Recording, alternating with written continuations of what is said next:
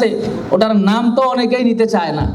সাহাবাদের সমালোচনা করে গেছে, ওদের নাম নিতে অনেকে ভয় পায়, কারণ নাম নিতে গেলেই আপনারা বানায়া দিবে বিএনপির দালাল। এজন্য অনেকেই মওদুদিয়ত এই শব্দটা বলতেও ভয় পায় এখন। তো ভয় পাওয়ার ভাই সময় নাই। ওনাদের যে প্রতিষ্ঠাতা ছিলেন উনি সাহাবাদের সমালোচনা করছেন, উনি করতে ভয় পায় নাই, তা আমরা বলতে অসুবিধা কোথায়?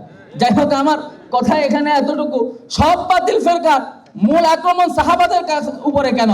কারণ একটাই, কারণ আমরা দ্বীন, শরীয়ত, ঈমান, ইসলাম যা কিছু পেয়েছি সাহাবাদের মাধ্যমে পেয়েছি। রাসূল আকরাম সাল্লাল্লাহু আলাইহি ওয়াসাল্লামের উপর হযরত জিবরাইল আমিন আলাইহিস সালাতু ওয়াস সালাম ইসলামকে এনে দিয়েছেন। হযরত মুহাম্মদুর রাসূলুল্লাহ সাল্লাল্লাহু আলাইহি ওয়াসাল্লাম থেকে নিয়ে আমাদের পর্যন্ত এই দ্বীন, শরীয়ত, ইসলাম পৌঁছেছে কাদের মাধ্যমে? বলেন কাদের মাধ্যমে?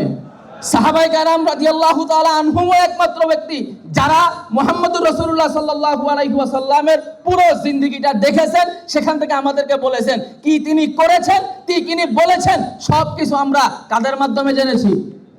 নামাজ আমরা কাদের মাধ্যমে পেয়েছি? রোজা আমরা কাদের মাধ্যমে শিখেছি? বলেন আমার সাথে, কাদের মাধ্যমে? এভাবে বললে হবে না। হাত দুটোকে একটু মুষ্টিবদ্ধ করেন তো দেখি, হাত দুটো। এবার বলেন সাহাবা, সাহাবা, সাহাবা, সাহাবা, সাহাবা। আমরা দ্বীন পেয়েছি সাহাবাদের মাধ্যমে, ঈমান পেয়েছি সাহাবাদের মাধ্যমে, ইসলাম পেয়েছি সাহাবাদের মাধ্যমে, কোরআন পেয়েছি সাহাবাদের মাধ্যমে, নামাজ পেয়েছি সাহাবাদের মাধ্যমে, রোজা পেয়েছি সাহাবাদের মাধ্যমে, হজ পেয়েছি সাহাবাদের মাধ্যমে, যাকাত পেয়েছি সাহাবাদের মাধ্যমে, পুরো শরীয়ত সাহাবাদের মাধ্যমে পেয়েছি। সাহাবাদেরকে প্রশ্নবিদ্ধ করতে পারা মানে দ্বীনকে প্রশ্নবিদ্ধ করা, সাহাবাদেরকে প্রশ্নবিদ্ধ করা মানে ইসলামকে প্রশ্নবিদ্ধ করা, সাহাবাদেরকে প্রশ্নবিদ্ধ করা মানে শরীয়তকে, কোরআনকে প্রশ্নবিদ্ধ করা। আমাদের বাংলাদেশের মধ্যে লক্ষ লক্ষ ওলামায়ে কেরাম আছে, ওলামায়ে দেওবন্দ দেশের মধ্যে থাকতে হযরত সাহাবায়ে কেরামকে প্রশ্নবিদ্ধ করে দ্বীন ও শরীয়তকে প্রশ্নবিদ্ধ করবে, এই সুযোগ আমরা সামনে আর দেব না। রাজি আছেন তো সবাই আমাদের সাথে? আমি শেষ, আমার সময় শেষ, সিগন্যাল চলে আসছে।